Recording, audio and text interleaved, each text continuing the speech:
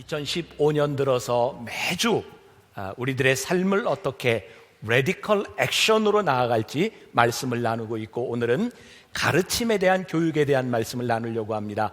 제목을 제가 다음 세대가 미래다 이렇게 잡아보았습니다. 오늘 교육에 대한 이야기를 할 텐데, 만나교회 교육에 대한 이야기를 하면 제 마음속에 떠오르는 단어가 하나 있습니다. 그것은 감동이라는 말입니다.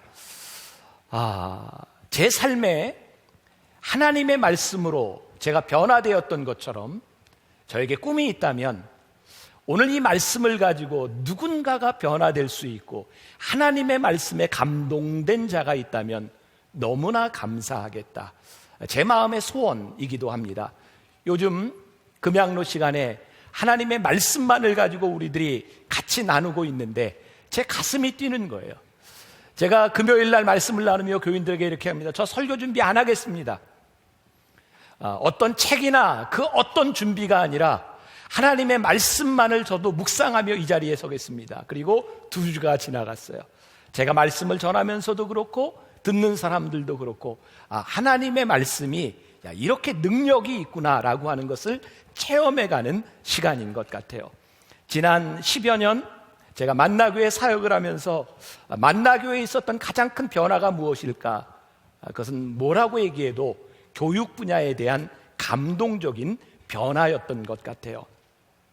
제가 담임 목사가 되고 만나교회에서 제일 많이 듣던 이야기가 있습니다. 아마 요 근래 등록하시고 다니시는 분들은 너무나 당연히 생각하는 이 만나교회가 이전에는 정말 여러분들이 생각할 수 없는 모습이었어요. 그 중에 하나가 아이들을 바라보며 어른들이 그랬습니다. 야, 너희들 너무 시끄럽다. 좀 조용히 해라. 그리고 아이들 때문에 교회가 너무너무 혼잡스러웠어요. 왜냐하면 그 당시에 제가 담임 목사가 되었을 때 교육 공간들이 다 4층 위에 있었어요. 5층, 6층, 7층, 8층, 9층. 그래서 이 좁은 엘리베이터를 아이들이 타고 올라가야 되는데, 어른들도 타야 되는데 예배 시간이 되면 아이들 때문에 늘 혼란스러웠어요. 제가 그 당시에 어른들과 그리고 장로님들에게 제가 좀 심한 이야기를 했습니다. 그때를 기억하시는 분이 있는지 모르겠어요. 장로님들, 우리 어른들 참 못됐습니다. 어떻게 교회의 좋은 공간은 어른들이 다 차지하고 아이들에게 나머지 공간을 주면서 아이들에게 시끄럽다고 이야기를 합니까? 이거 뭔가 잘못된 것이 아니겠습니까? 그래서 제가 처음으로 시도했던 일이, 아이들이 이 건물이 아니라 여러분들 너무나 당연하게 지금 차를 대고 있는 지하 2층이 사실 반이 교육관이었습니다. 거기다 아이들 교육관을 만들었는데 몇 달이 지나면서 습기가 차고 곰팡이가 슬고 냄새가 나기 시작했어요. 이거 도저히 안 되겠다는 생각이 들었어요. 그래서 다음 세대를 위하여 우리가 할 수 있는 것이 무엇인가? 공간부터 바꿔줘야 되겠다. 그래서 1층을 다 갈아서 엎었어요. 그리고 아무것도 없는 상태에서 아이들에게 줄 수 있는 제일 좋은 공간, 그리고 어른들이 쓰는 공간들을 줄여서 저 앞에 체육관을 만들고 우리 아이들과 청소년들을 위해서 건물을 지어주었습니다. 우리 교회가 지금도 부족한 것이 참 많습니다. 그러나 한 가지 분명한 것은 우리 교회가 아이들을 우선으로 이 공간을 주겠다고 시작한 그 시점에서 전 정말 놀라운 일을 보게 되었어요. 제가 통계를 보니까 처음 리모델링을 하고 아이들에게 공간을 주고 1년 만에 교회 학교 아이들이 30% 정도가 늘었어요. 그걸 보면서 하나님, 다음 세대가 미래라고 한다면 우리들의 입술만으로 그치는 것이 아니라 다음 세대를 위하여 우리들이 무엇을 할 수 있을지 우리들이 무언가를 해야 되지 않겠습니까? 라는 생각이 저에게 들기 시작했어요. 제가 그 감동이라는 말을 했습니다.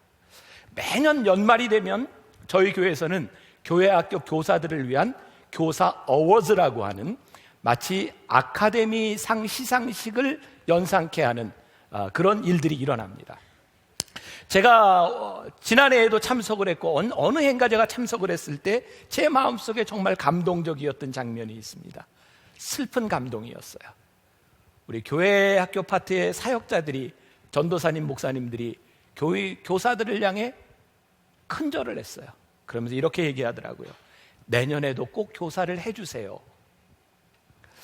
저는 그 교역자들이 교사들을 향해 너무 감사하고 부탁하는 마음으로 큰절하는 모습에도 감동했지만 마음이 아팠고, 교사를 한다고 하는 것이 이렇게 어려운 일이구나라고 하는 것 때문에 우리 교회 교사로 헌신하는 사람들이 좀 나오면 좋을 텐데 늘 이렇게 부족한가.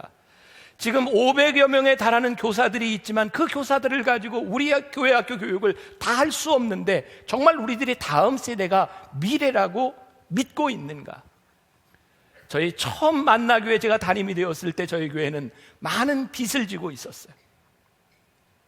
교회 학교 아이들을 위해서 우리 교회가 해줄 수 있는 일들이 그렇게 많지 않았어요. 그런데 오늘 말씀을 준비하다가 제 가슴에 떠올랐던 분이 있어요. 우리가 참 힘들어서 아이들에게 좋은 것을 해주지 못할 때 아이들을 위해서 모든 것을 디자인해주고 모든 것을 만들어주었던 한 권사님이 떠올랐어요. 제가 오늘 그 권사님 가정이 지금 멀리 떨어져 살고 있지만 제가 그 가정을 이 자리에 초청을 해서 제가 기념을 해야 되겠다는 생각이 들었는데 너무 제가 감사하지만 마음 아픈 건 참 헌신하던 우리 김현정 권사님이 어느 날 갑자기 폐암으로 돌아가셨어요. 그러나 우리 아이들에게 주었던 그 사랑과 헌신을 지금 교사들과 교육자들이 잊지 못해요. 오늘 제가 그 가정을 제가 좀 와서 예배 드리고 제가 마음을 좀 전하고 싶다라고 했는데 오늘 참석해 주셨어요. 우리 박효순 권사님, 우리 아들 며느리죠? 우리 권사님만 같이 한번 나올까요? 자, 잠깐 나오세요.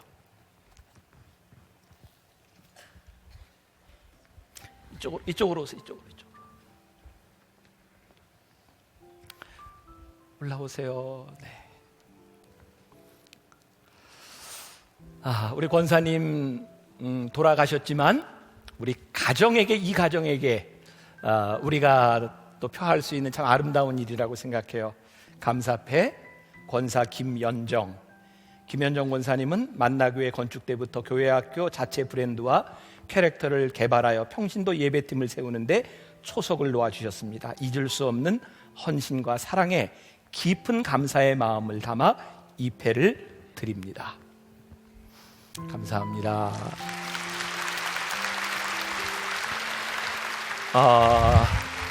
우리가 이 가정을 참 오랫동안 기억했으면 좋겠는데 전해주세요. 네.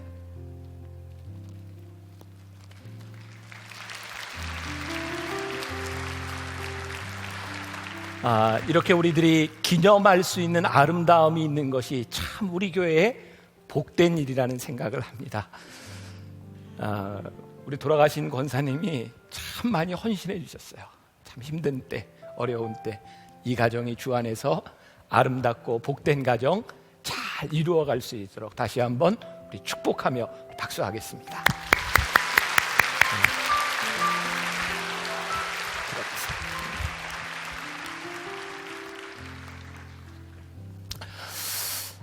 우리들의 다음 세대를 위해서 누군가 헌신했던 사람들의 기억, 이게 너무너무 감사한 일이 아닌가. 저희 교회 학교가 참 어려웠던 때, 저희가 빚을 많이 지고 있던 때 카페 파구스를 시작하며 그때 여러분들이 먹고 마셨던 그 수익금을 가지고 우리 아이들을 많이 섬겼던 그런 기억도 가지고 있습니다. 교사들이 우리들 눈에 잘 보이지 않습니다. 여러분들이 예배드리는 이 시간 지금 아이들을 섬기고 있기 때문에, 그리고 교사들은 아이들을 위해서 늘 자기의 주머니를 털어야 되는 사람들이기 때문에 교사가 된다고 하는 것이 그렇게 쉬운 일은 아닌 것 같습니다. 그러나 우리가 다음 세대를 생각하며 이 땅 위에 하나님의 사람들이 세워지기를 꿈꾼다면 우리들 가운데 그 희생과 헌신이 끊임없이 이어져야 되지 않겠는가. 그리고 제 마음속에 소원이 있다면 오늘 우리 김현정 권사님의 가정을 우리들이 생각했지만 여러분들 가정 하나하나가 이 만나교회의 역사 가운데서 생각날 수 있는 그런 헌신과 마음이 있는 교회를 세워가야 하지 않을까. 오늘 제가 이 쉐마라고 불리우는 오늘 본문 말씀을 택했습니다. 들으라고 하는 말입니다. 왜 우리가 아이들을 가르쳐야 할까요? 제가 수년 전 사역별로 시리즈 설교를 하면서 그 사역을 맡고 있는 목사님들에게 이렇게 설교를, 주일 설교를 부탁했던 적이 있습니다. 그때 저에게 잊혀지지 않는 한 부분이 있어서 여러분들에게 소개하려고 합니다. 지난 추석 때의 일입니다. 저녁을 먹고 산책 겸 보름달 구경을 하러 탄천을 거닐 때였습니다. 제 앞에 단란해 보이는 한 가정이 서로 즐겁게 이야기하면서 걷고 있었습니다. 유치원생쯤 보이는 한 사내아이가 엄마에게 물었습니다. 엄마, 저기 있는 교회 이름은 왜 만나야? 만나가 무슨 뜻인데? 글쎄, 사람들이 거기 가면 많이 만날 수 있어서 그런가? 아무튼 엄마도 잘 몰라. 잠시 후 이번에는 엄마가 아이에게 말합니다. 달 참 크다, 그치? 어쩜 저렇게 크고 예쁠까? 달을 보면 무슨 노래가 생각나? 엄마, 나는 아는 노래가 없는데 엄마는 생각나는 노래 있어? 그때 제 머릿속에 달 무슨 달 쟁반같이 둥근 달 어디 떴나 남산 위에 떴지라는 노래가 떠올랐습니다. 아마 엄마도 아이에게 이 노래를 들려주겠거니 생각했습니다. 잠시 후 엄마는 아이에게 이런 노래를 들려주었습니다. 달아 밝은 달아 이태백이 놀던 달아. 노래의 좋고 나쁨을 논하고자 하는 게 아닙니다. 아마 이 아이의 머릿속에는 달을 볼 때마다 엄마가 들려주었던 달 타령이 생각이 날 것입니다. 이게 교육입니다. 우리들이 지금 무엇을 가지고 있고 무엇을 전하느냐, 그것에 따라 교육을 받는 사람들의 삶은 크게 달라집니다. 콩 심은 데 콩 나고 팥 심은 데 팥 나는 삶의 진리가 어김없이 적용되는 영역이 바로 교육입니다. 쉐마, 들으라라고 하는 말입니다. 오늘 이스라엘 백성들에게 하나님께서 명령하십니다. 너희 백성들에게 내가 명령하는데 너희들이 이것을 이야기하라. 모세가 말합니다. 이스라엘아 들으라. 우리 하나님 여호와는 오직 유일하신 여호와시니 너는 마음을 다하고 뜻을 다하고 힘을 다하여 내 하나님 여호와를 사랑하라. 하나님께서 이스라엘 백성에게 가나안 땅에 들어가는 이스라엘 백성에게 말씀하신 것이 여호와는 유일한 하나님이시고 너희들이 마음을 다하고 성품을 다하여 하나님을 사랑하라, 이 말을 끊임없이 들을 수 있도록 가르치라. 이것이 하나님께서 이스라엘에게 주신 중요한 교육입니다. 아마 지난 세대에 존경받는 목회자 중에 한 사람이었던 미국의 잭 헤이포드라는 분이 있습니다. 그분이 이런 얘기를 했어요. 자신과 다른 사람을 복되게 하며 사는 방법을 저절로 깨닫는 아이는 없다. 우리의 자녀들과 우리의 다음 세대가 무엇을 듣고 배우고 그것을 통하여 그 아이들이 만들어질 것이다. 우리 아이들 다음 세대를 위하여 우리들이 어떻게 하나님의 말씀과 영적 진리를 가르치느냐는 것은 너무너무 중요한 일입니다. 제가 여러분들에게 변화산 끝나자마자 한 이야기지만 다시 한번 하려고 하는데, 제가 놀랄 이야기를 하면 놀래야 될까요? 안 놀래도 될까요? 놀랄 준비 되셨어요? 지난 변화산 때 제가 지난주에 정확하게 보고를 받았습니다. 교회 학교 아이들 중에 변화산 기간 동안 새벽에 한 번도 안 빠지고 개근한 아이들이 750명이랍니다. 네. 여러분 참 놀랍지 않습니까? 네, 박수 쳐도 괜찮아요. 여러분, 어느 교회에 어떤 아이들이 새벽에 하루도 안 빠지고 변화산에 나오겠습니까? 여러분, 우리가 지금 너무너무 당연하게 생각하는 이 일이 있잖아요. 저는 지금도 첫날 우리 아이들이 1000여 명 가까이 아이들이 줄을 서서 나오는 모습을 보면 너무너무 감격스러워요. 처음 변화산에 아이들이 오기 시작할 때 제가 교회 학교 파티에 이런 얘기를 했습니다. 이 아이들이 어른들과 함께 어떻게 예배를 드릴까? 이 아이들을 위해서 우리가 좀 배려하고 어른들 예배 드릴 때 아이들을 위해 따로 예배를 좀 드렸으면 좋겠다. 제가 아이들을 배려하며 이렇게 이야기를 했더니 아이들이 반대했답니다. 우리도 어른들과 함께 예배 드릴 수 있어요. 저희가 변화산이 너무 사람이 많다 보니까 한때 아침과 저녁으로 이렇게 나누어서 예배 드렸던 때가 있습니다. 그랬더니 아이들이 새벽보다는 또 저녁에도 오기 시작했고 예배 분위기가 참 혼란스러웠습니다. 아이들이 이렇게 막 뛰어다니고 하면서 예배 분위기가 좀 힘들었었어요. 새벽의 영성을 살려야 되겠다. 우리가 2년 전부터 다시 새벽으로 모이기 시작했어요. 새벽에 그렇게 많은 어린아이들이 오는데 예배가 조용합니다. 애들이 자요. 근데 놀라운 일은요, 아이들이 자는데 그냥 자지 않는다는 겁니다.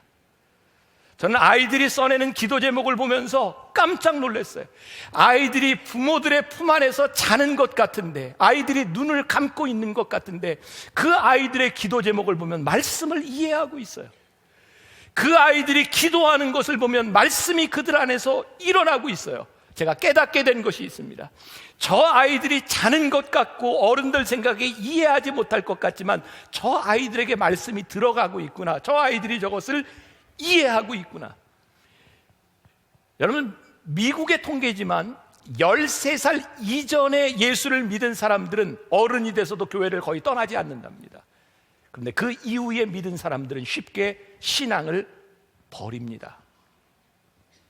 제가 어제 아마 오늘 이 말씀을 준비하면서였기 때문에 제가 갔던 것 같아요. 토요일 날 저녁에 저에게 참 가기 힘든 시간인데 제가 초등학교 6학년 1반 반창회가 열렸어요. 졸업한 지 40년이 지났어요. 팔순을 맞이하니 선생님을 모시고 초등학교 6학년 반창회에 30명이 넘게 모였습니다. 대한민국에 거의 이런 예가 없다고 합니다. 저희 동창들이 모인 이유가 딱 한 가지입니다. 선생님을 너무너무 좋아한다는 겁니다. 제가 쓴 책을 선생님께 어제 드리면서 선생님, 제 삶에 기억할 수 있는 선생님이 되어주셔서 너무 감사합니다. 그렇게 제가 선생님께 책과 선물을 드렸어요. 우리들 속에 기억할 수 있는 것이 얼마나 귀한지 몰라요. 그리고 제 친구들을 만나면서 그 친구들이 저는 깜짝 놀랐어요. 오랜만에 만났는데 40년 만에 본 친구들이 얼굴이 기억이 나는 거예요. 그런데 제가 목사니까 조금 불편한 것 같아요. 제가 그런 술자리에서 밥을 먹는 것은 그렇게 처음이었던 것 같아요. 그런데 그 친구들 중에 몇몇이 저하고 인증샷을 찍자는 거예요. 왜냐하면 와이프들 중에 신앙생활을 잘하는 와이프들이 제 팬인데 방송에 나올 때 병삼이가 내 친구야 했는데 믿어지지 않는 거죠. 그래서 인증샷을 찍자고 제가 인증샷도 찍고. 그런데 제 친구들이요 이런 얘기를 하는 거예요. 병삼아, 너 기억나?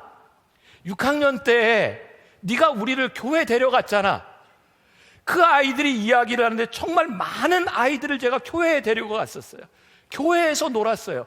그 아이들이, 그 친구들이 지금 신앙을 떠나지 않고 있더라고요. 한 친구가 저에게 그런 얘기를 해요. 병삼아, 그때 너희 아버지가 목사님이었잖아. 우리 예배 참석했는데 너희 엄마가 내 옆에 앉아 있었는데 너희 엄마가 예배 시간에 눈물을 흘리는데 나는 이해하지 못했어. 그때 네 엄마가 왜 우는지 몰랐어.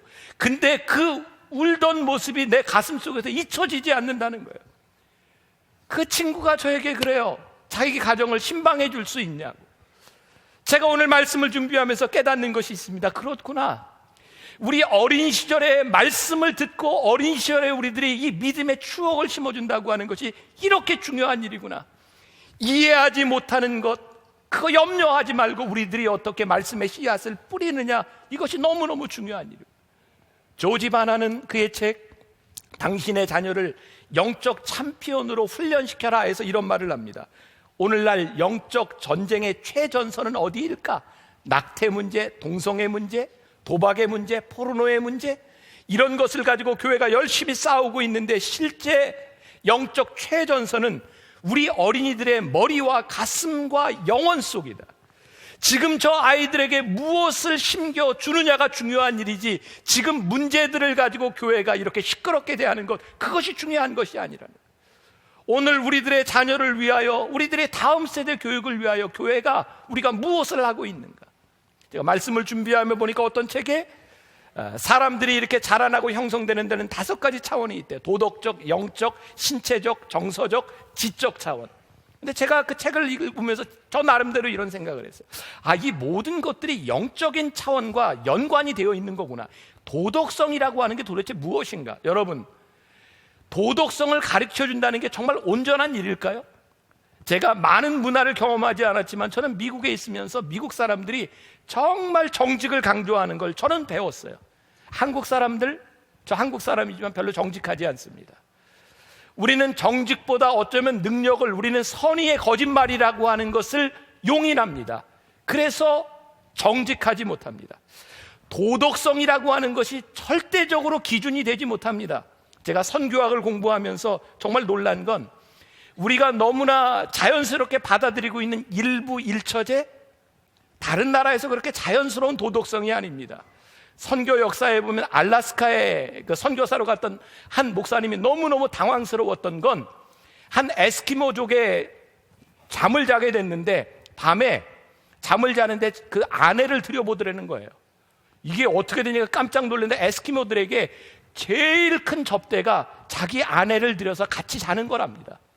그들에게는 그것이 너무너무 당연한, 여러분 도덕성이라고 하는 것은 우리 문화에 따라 우리의 기준이 틀리는 겁니다.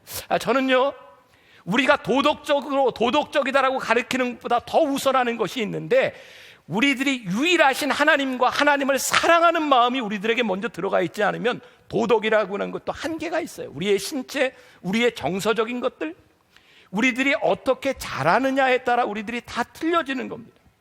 몇 년 전에 저희 교회에서 제가 장경동 목사님하고 이렇게 나눠서 제가 대전으로 가고 그 목사님이 여기 오고 크리스마스 설교를 바꿔서 한 적이 있어요. 그리고 나서 이제 오후에 만나서 식사를 했던 기억이 있는데, 그때 제가 참 잊을 수 없는 이야기, 기억에 나는 게 있어요. 그 장 목사님 아들이 어렸을 때 아마 그 포경수술을 하러 병원에 갔던 모양이에요. 그런데 의사 선생님이 아이 포경수술을 하면서 이렇게 묻더래요. 너 목사 아들이지? 그래서 어떻게 목사 아들인지 알았냐고 이렇게 물어봤더니, 보통 애들 같으면 아프면 아프다고 소리를 지르는데 얘는 아프다고 얘기하지 않고 꾹 참더래요. 너 목사 아들이지? 참는 걸 보니까. 제가 몇 년 전에 요로결석으로 이 병원에 갔을 때입니다. 몰핀을 맞아도 이게 통증이 잘 가시지 않아요. 제가 너무너무 아프니까 손을 잡고 침대를 잡고 막 이러고 있었어요. 그때 의사 선생님이 저에게, 목사님 아프면 소리를 지르세요. 가만히 생각해 보니까 제가 늘 배웠던 게 참는 거였어요. 제가 신학대학을 졸업할 때 저희 어머니가 저희 졸업식에 오셔서 저에게 목걸이를 선물로 주셨어요. 한자로 네 자색에서 신망의 믿음, 소망, 사랑, 그리고 참을 인자, 그리고 저에게 목걸이를 걸어주면서 우셨어요. 참아야 하느니라.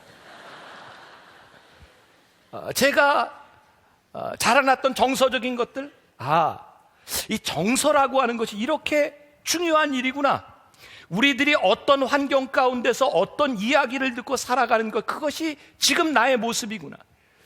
우리가 하나님의 말씀이 얼마나 소중하고 그 말씀으로 우리 아이들이 어떻게 양육될 것이라고 하는 것을 우리들이 믿는 확신이 있다면 우리들이 교육에 대하여 심각하게 생각해 봐야 되지 않겠는가. 제가 액션 플랜으로 영적 챔피언으로 우리 다음 세대를 키우기 위하여 제가 먼저 우선순위를 확실히 했으면 좋겠다. 아마 제가 이 말씀 때문에, 저는 말씀을 준비하면서 하나님께서 참 좋은 일들을 경험하게 하시고 하나님이 이렇게 몰아가시는 것들을 경험할 때가 많은데, 어제 제가 전국의 청장년 연합회라고 하는 그룹에서 부부 세미나 이렇게 설교를 하게 되었어요. 저는 사실 부부 이런 세미나인지도 몰랐었고, 제가 오래전에 약속을 할 때 제 기억에는 토요일 날 제가 그렇게 멀리 가거나 할 사람이 아니기 때문에 가까운 데라고 생각을 하고 오케이를 했던 것 같아요. 제가 잘못 알았든지 아니면 속았든지 장소가 평창이었습니다. 너무너무 힘들게 거기를 갔어요. 제 마음속에 이렇게 의구심이 내가 이거 왜 여기 토요일 날 이 약속을 했을까, 뭐 이런 생각을 하면서 갔는데, 더 저를 힘들게 한 건 설교하러 올라설 때 그런 분위기였어요. 저는 여러 환경에서 설교를 해봤거든요. 제일 설교하기 힘든 애들이 중학생, 그다음에 고등학생, 우리 교회 애들 얘기가 아니라 미션 스쿨 이야기입니다. 너무너무 힘들어요. 설교하는 내내 선생님들이 몽둥이 들고 애들 조용히 하라고 이렇게 다녀. 그 다음 힘든 데가 대학교 채플입니다. 그리고 힘들었던 데가 군대에서 군목으로 사역할 때 병사들에게 설교하는 거. 진짜 앞거는 제가 예비군 훈련 갔을 때에 1시간을 저에게 주면서, 시간이 남아돌아서 그랬는데 군목 출신이니까 예비군들을 놓고 인격 지도를 해라 그러는데 정말 미칠 뻔했어요. 너무너무 힘든 분이. 근데 그냥 부부 세미나를 하러 이렇게 올라가기 전에 그 부부들의 모습을 보니까 그 예비군이 생각나는, 이렇게 설교하기 참 힘들겠다는 분위기였어요. 근데 제 마음 가운데 이런 생각이 들어요. 저 부모들, 크리스찬 부모들을 보면서 내가 도전해야 되겠다. 40에서 30, 40대에 있는 그 부모들에게 제가 이런 얘기를 했습니다. 여러분들이 하나님의 이름으로 모여 지금 부부 세미나를 듣고 있는 여러분들에게 정말 확신이 있습니까? 여러분들의 자녀들을 말씀으로 키웠을 때 그 자녀들이 잘 될 것이라고 하는 믿음과 확신이 있습니까? 만일 여러분들에게 이 믿음이 없는데 이 말씀을 듣는다면 이건 너무너무 시간을 낭비하는 겁니다. 여러분들의 자녀들을 키우면서 세상 사람들과 동일한 경쟁력을 가지고 동일한 가치를 가지고 아이들을 키운다면 아이들이 주일날 와서 예배를 드리는 시간들과 아이들이 학원 다니는 시간에 영성 훈련을 한다고 수련회를 간다고 하는 시간에 여러분들이 자녀들을 보낼 수 있겠습니까? 우리가 세상과 똑같은 가치를 가지고 교육을 시킨다면 우리는 절대로 아이들을 하나님의 사람으로 키우지 못합니다.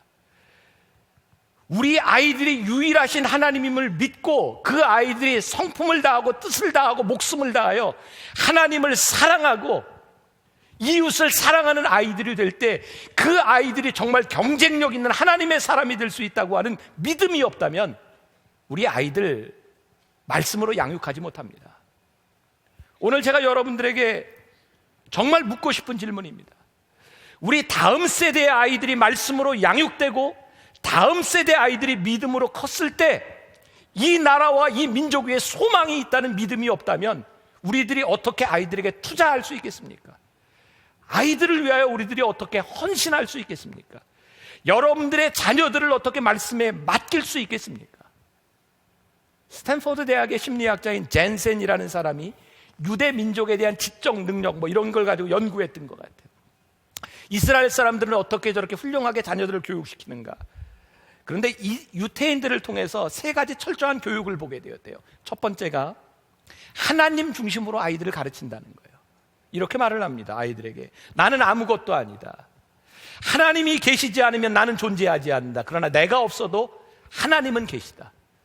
나의 존재 이유가 하나님 때문이라고 가르치는 것. 두 번째, 회당을 중심으로 가르친다는 거예요. 이사를 하든 직업을 정하든 무엇을 하든 내 신앙의 터전을 중심으로 내가 생각하는가, 아이들에게 가르친다는 거예요. 저는 오늘 여러분들에게 굉장히 중요한 도전을 드리고 싶어요. 여러분들이 여기에 모여서 예배드리는 이유는 각각입니다. 그리고 여러분들 가운데는 이전에 다니던 교회에 다녔던 사람들이 훨씬 더 많습니다. 여기 처음으로 만나교회에서 신앙생활을 했던 사람보다 다른 신앙의 백그라운드를 가진 사람이 많습니다. 제가 지금 하는 이야기는 여러분들이 교회라고 하는 건물에 매어 달려 여러분들이 교회에 대한 집착을 가지라는 이야기가 아니라 적어도 여러분들이 신앙생활을 하고 있는 이 믿음의 터전이 여러분들에게 마지막 교회가 되겠다고 하는 마음과 믿음이 우리들에게 있어야 되겠다. 왜? 적어도 내가 신앙생활을 하고 있는데 내 자녀에게 이 믿음의 터전을 남겨줘야 되겠다. 이 믿음의 터전에서 우리 자녀가 자라야 되겠다라고 하는 확신과 믿음이 있어야 우리 자녀들을 올바로 가르칠 수 있지 않겠습니까? 그래서 우리가 성전을 중심으로 우리들의 삶을 생각하는 건 너무 중요한 일이고, 세 번째, 유태인들은 랍비를 중심으로 하여 자녀의 교육과 결혼과 이사 사업들을 해나간다는 거예요. 제가 참 죄송한 건 담임 목사가 돼서 여러분들의 모든 경조사에 참석할 수 없는 것입니다. 근데 제가 제일 기쁜 게요, 오늘도 여기 아이들을 새아기를 축복했지만 요즘은 저도 나이가 들어가는 것 같아요. 제가 결혼 주례했던 커플들이 아이를 낳고 제가 세례를 주고 그리고 벌써 아이들이 많이 커가는 모습을 봐요. 제 정말 마음의 소원은 내가 저 아이들까지 결혼 주례 해주면 참 좋겠다. 왜? 너무 좋은 거예요. 결혼 주례를 하고부터 그 아이들이 커가서 결혼 주례까지 할 수 있다면 얼마나 행복한 일이겠네요. 여러분들 세대가 중요한 일들 가운데 영적 리더와 함께 여러분들의 삶을 계획할 수 있는 것 얼마나 중요한 일이고, 여러분들 자녀에게 그것을 가르치는 것이 얼마나 소중한 일인가. 우리들에게 우선순위가 분명한가. 또 하나, 우선순위를 가르칠 뿐만 아니라 여러분들 자녀들에게 포기하는 것을 가르치세요. 저는 우리 아이들 교육하면서 그런 얘기합니다. 네가 제일 중요한 걸 선택하면 다른 것은 포기해야 된다. 모든 것을 가질 수 있는 것은 아니에요. 아이들에게 제일 중요한 것이 무엇인지를 분명히 가르쳐야 돼요. 로마서 12장 1절에 보니까 너희는 이 세대를 본받지 말고 너희 몸을 산 제물로 드리라 그랬어요. 우리가 하나님 앞에 산 제물을 드리기 위해서는 나를 포기해야 돼요. 로마서 5장 8절에 우리가 잘 아는 말씀이 있어요. 우리가 아직 죄인 되었을 때 그리스도께서 우리를 위하여 죽으심으로 하나님께서 우리에 대한 자기의 사랑을 확증하셨느니라. 우리가 포기할 수 있는 이유가 뭘까요? 무언가를 포기할 수 있는 이유, 하나님이 우리를 너무너무 사랑하시기 때문에. 내가 하나님을 얼마나 사랑하느냐보다 더 중요한 것이 하나님이 나를 사랑하셔서 나를 절대로 포기할 수 없다는 거예요. 그리고 여러분들에게 아주 중요한 말씀을 드리고 싶어요. 제가 지금 교육에 대한 이야기를 하고 있지만 오늘 이 쉐마의 말씀, 들으라고 하는 이 말씀은 교회에게 하신 말씀이 아니라 가정에 하신 말씀입니다. 가정의 부모들에게, 너희 자녀들에게 머리에, 이마에, 문설주에 이 말을 새겨서 늘 듣고 들을 수 있도록 하라는 거예요. 통계에 의하면 많은 크리스찬들 부모들 중에 3분의 2가 아이들의 신앙교육은 교회의 책임이 있다고 생각을 한답니다. 여러분들, 아닙니다. 교회가 여러분들의 교육을 신경을 쓰지만 진정한 교육은 가정에서 이루어집니다. 아이들이 교회 나오는 시간 일주일에 1시간, 2시간입니다. 여러분들이 여러분들의 자녀들을 양육해야 합니다. 그래서 교회와 가정과 부모와 교사들과 목회자들이 팀을 이루어 갈 때 영적 챔피언을 만들어 가게 되어 있어요. 여러분들이 오늘 들어오실 때 이걸 받으신 분도 있고 받지 않은 분들이 있습니다. 준비되어 있습니다. 가정이 하나씩 가져가세요. 자녀들의 액션과 부모들의 액션이 여기 있습니다. 저 가정은 이걸 가지고 일주일 동안 실천을 하고 지금 저 영상을 찍은 겁니다. 제가 참 이런 말 하긴 그런데 만나기에 참 좋지 않아요? 여러분들이 실천할 수 있도록 교회가 여러분들을 돕습니다. 여러분들이 하면 됩니다. 매년 교사들이 모자라 참 힘들어합니다. 우리가 말로만 다음 세대를 이야기하는 것이 아니라 제가 그냥 이런 상상을 해봅니다. 교사로 지원하는 사람이 너무 많아서 내년부터는 제비를 좀 뽑아서 당첨되는 사람만 교사를 할 수 있어요. 전혀 공감하지 않으실래요? 다음 세대를 위해서 여러분들의 헌신이, 여러분들의 참여가 필요합니다. 그리고 교회 교육은 교회에서만 이루어지는 것이 아니라 여러분들의 삶이 가정에서 함께 이루어지는 것입니다. 저희 교회가 어린 아이들의 교육에 많이 힘쓰려고 노력합니다. 사무엘 학교도 하는 것이고 엄마랑 아기랑 이런 프로그램도 시작됐고 저희가 공간이 많이 부족해요. 그래서 그냥 인터넷으로 신청하자마자 하루에 다 그냥 마감되고 끝나버립니다. 마음이 참 아프고 안타까운데 아무튼 최대한 우리 아이들을 위해서, 다음 세대를 위해서 우리가 힘쓰려고 합니다. 여러분들 다음 세대의 미래의 소망, 우리 교육에서 보기를 간절히 소원하고 여러분들의 가정을 통해서 이루어질 일들을 꿈꾸는, 그래서 액션으로 나아가는 여러분들이 되시기를 간절히 소원합니다.